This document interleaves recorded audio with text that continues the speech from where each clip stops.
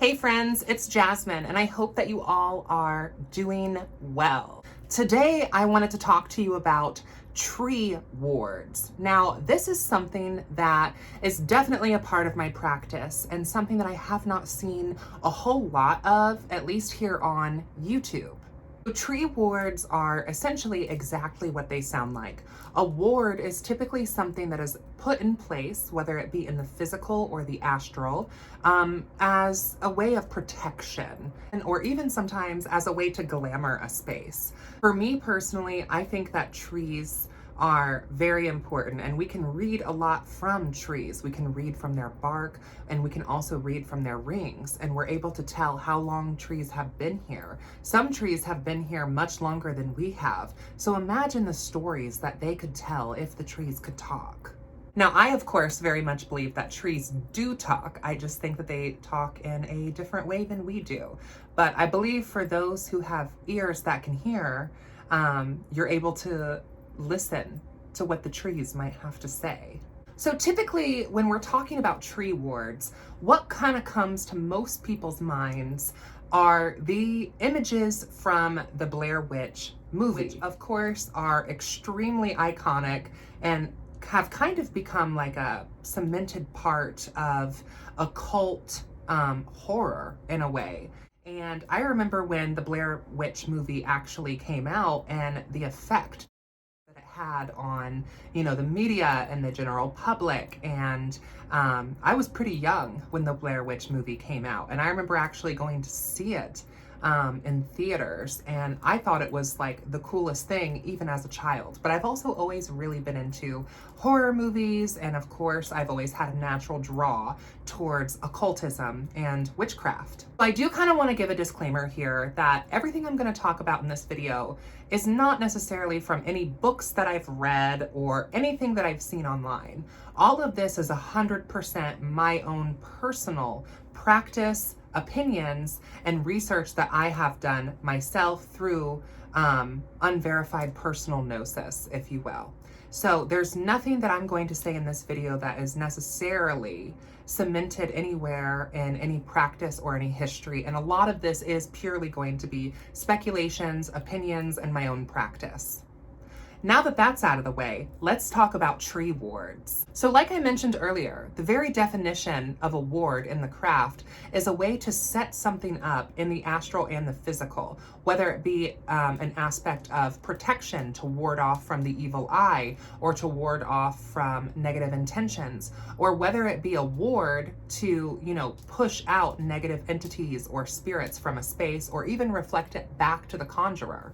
These are all traditional ways that we see wards being utilized in the craft.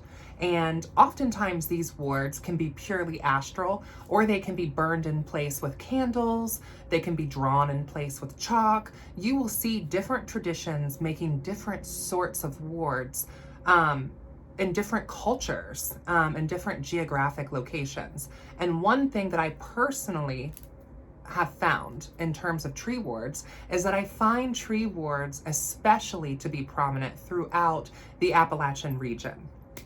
Appalachian, whatever word you want to use.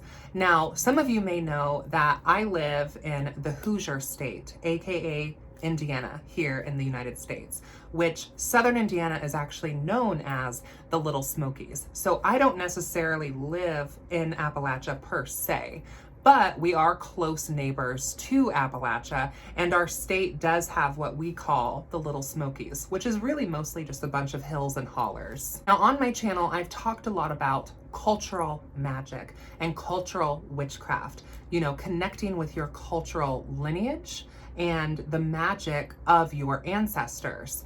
And I think that that's a very powerful, helpful thing. But I also think that as witches, it's just as important for us to be connecting to the magic of the land that we reside on, instead of invoking or pulling from foreign lands that maybe they are in your bloodline, but you do not live there.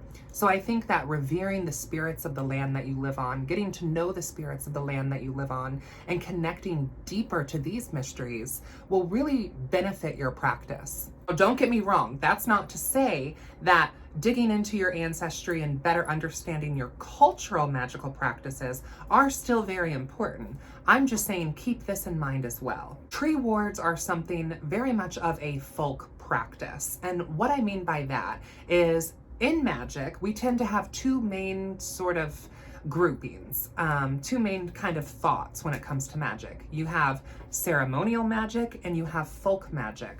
These are also sometimes called high magic and low magic. Now, I'm not going to go into a whole lot of detail about what those terms mean, as I do have other videos on my channel talking about that, but to give you kind of just like a quick blimp, in case you're unaware. So ceremonial magic is typically highly structured ritual. Things are done in a certain rhyme and reason and order. There may be circles called, or gods or goddesses or angels or demons or spirits or other entities at play that are called upon and invoked and invited into the space. And it tends to be a little bit more theatrical, a little bit more robust, and a little bit more structured, I would say. On the other hand, folk magic is still a very powerful form of magic. It just is not as structured. And folk magic tends to be much more intuitive. Folk magic can be something as simple as like carrying a lucky rabbit's foot for good luck, or other sort of cultural folkish traditions that are supposed to represent things. Even coming down to wearing a specific crystal as a necklace could be considered a form of folk magic, because let's say you are wearing an obsidian stone around your neck, and obsidian represents, protection.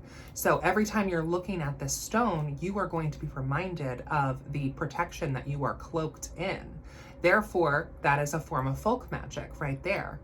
Tree wards are definitely more on what I would consider to be the folkish side of magic, meaning it's very simple, it's very quick, and it's very easy magic. And it's also magic that actually requires you to get your hands a little bit dirty and for you to go outside. That being said, you can definitely incorporate tree wards into a ceremonial ritual. You can definitely bring that into that. And earlier when I had mentioned high magic and low magic, sometimes people take offense to the term low magic because it comes off as sounding like it's less than high magic.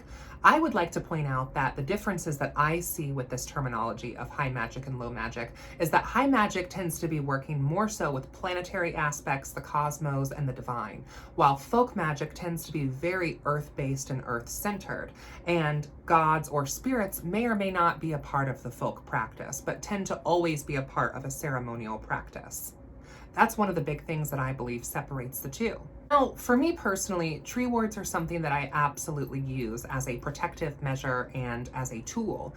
There have been times where I have created tree wards while I'm out in the woods as a way to guide myself back to a specific magical area that I have found. One of the great things about tree wards is because they are made out of the tree, they camouflage incredibly well. Now, yes, you can absolutely hang them in very easy to spot areas to where you would not miss them if you did not know that it was there, right? However, if you wanted them to be kind of more glamored, you could definitely kind of put a cloaking or a glamour spell over these tree wards as a way for them to maybe not be seen, and you could hang them in spots of trees that are much less likely to draw attention. For example, if you hang a tree ward closer to the tree's actual trunk, your common hiker is more than likely just going to walk right past it and they're not going to see it. Versus if you hang tree wards from branches, especially branches that maybe are closer to the trails, hikers or trail walkers as they walk by are going to see it, and it is going to strike a certain emotion in their hearts. Now, maybe for you woodland witches out there, that's kind of part of it, right? Maybe you want to set an intention out in the woods, and tree wards can be a very powerful way to do that as well. I've known some witches kind of discredit the magic and the power of tree wards because of their pop culture references and because of how Hollywood uses them to kind of demonize witches or make us seem sometimes like uneducated mountain people, if you will. However, I find that the magic and the power of tree wards is very real and is something that I personally myself have used in my practice many times with great success. I've used tree wards before specifically for the intention to unsettle and make uncomfortable. I've put tree wards in my own front lawn before on purpose, right? Because when someone sees that, they are going to feel a type of way. So for example, at one point in my life, I had a pretty unsavory neighbor who was just always in my business, constantly in my business, constantly just causing problems. And I put these tree wards up with the intention of leave me the alone. And shortly after putting those tree wards up, she did leave me the alone. Now, kind of one of the caveats of tree wards and working magic with the trees is that the ward is only as good for as long as the ward stands. And because you want to be making your tree wards out of natural materials as possible, especially if you're placing tree wards in a place such as like a state park, you don't really want to be incorporating a lot of synthetic materials or things that could potentially disrupt the natural balance and harmony of the landscape. So I tend to recommend using short twigs and branches and natural hemp, and that's it.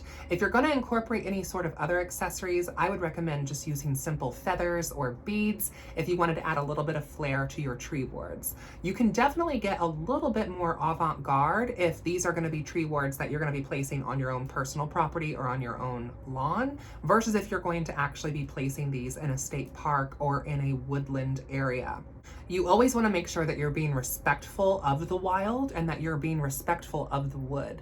There are spirits of nature and protectors and elementals in these woods that will be watching over. And if you are disrespectful of the natural landscape, there is a cost for that. And we see this oftentimes in so much folklore, where people come into the woods in the wrong way or disrespectfully, and they end up paying a high price later. Tree wards as a guidepost. Many times I will go out into the woods listening to my intuition and allowing the spirits of the wood to call me and to pull me to the place where I need to be in order to do the ritual that I have set out to do.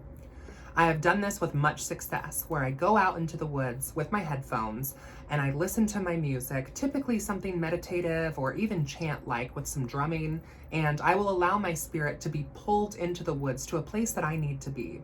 And oftentimes, if I'm not sure exactly how I'm going to get back or how I'm going to get there, because I typically go out and search for ritualized areas prior to the ritual. So I will go out, and then once I get to the designated spot in the woods, I will spend time in that spot, getting to know that spot, really feeling that spot, as well as also practicing some divination to confirm that this is indeed the spot that I am supposed to be. There have been times where I have put little tree wards along the way to the ritual site.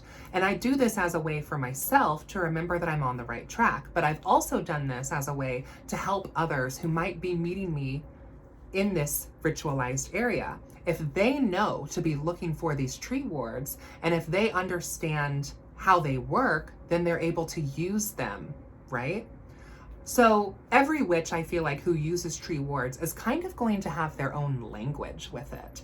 And it is very important that you understand the witch's language who's creating the wards.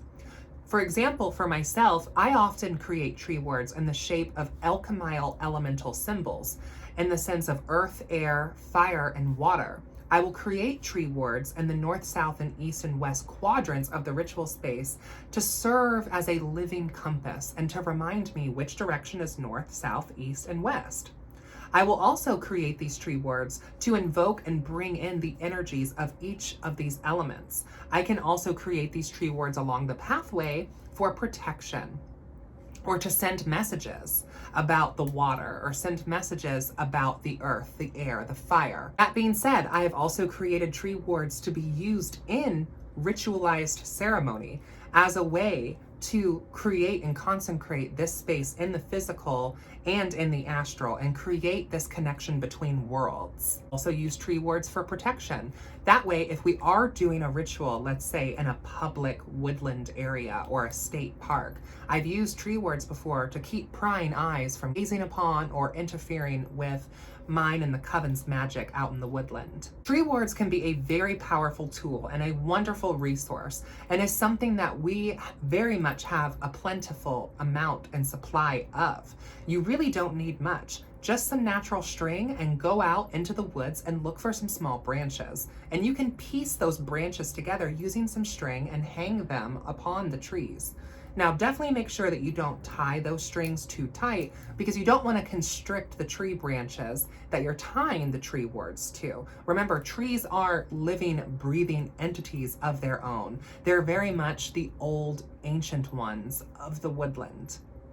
Without trees, there would be no woodland. Just as an example, I have this bag here that I had taken out with me in my most recent hiking excursion. I always recommend anytime you go out into the woods or a state park, always take a bag with you. You never know what you're gonna find. Here are some examples of some branches. I like to try to make sure that my branches are all roughly of a similar size, and I make my tree wards in sections of 3. To me, 3 is a very sacred and a divine number. This represents the maiden, the mother, the crone, the past, the present, the future. I really, really, really enjoy working numerology into my tree wards. I feel like it gives it a different sort of power to it. Now, you could work your tree wards in 4s or 6s or even 2s. You could make your tree wards as elaborate or as simple as you would like. A very simple tree ward would be like a cross, such as this, or an X, such as this. And you could tie some hemp together there in the middle and then tie some to another part of the tree ward and hang it so it would hang in the tree as an X, or it could hang in the tree as a cross, if you so choose. I tend to make my tree wards more in a triangular fashion, like so. We're basically forming a triangle. Now, whether the triangle is pointing upwards or whether the triangle is pointing downwards, those might represent different things per my own personal language of tree wards. And that is something that maybe I will share on my channel at a later date. These are kind of how you want your branches to be. Now, you could definitely make these even smaller if you wanted to, and you could make these even larger if you wanted to. Tree wards, one of the things that I love about them so much is they are going to be so personalized and so customized to each witch who is using them. I hope that you all have enjoyed this video, and hopefully this is able to be a good resource for other people such as myself who might be looking for resources on tree wards. I know that when I was looking online, I really couldn't find a whole lot of serious witchcraft or occult information on YouTube about tree wards. So hopefully this can kind of fill a void in that sort of aspect. And if any of you end up trying out some tree ward magic, just remember to really connect to your intuition and allow the spirits of the trees themselves to speak to you and to guide you through this process. I very much believe that if you're tapped into your intuition and following your true will, and you're listening and working with the woodland in harmony, you can't go wrong. Until next time, blessed be.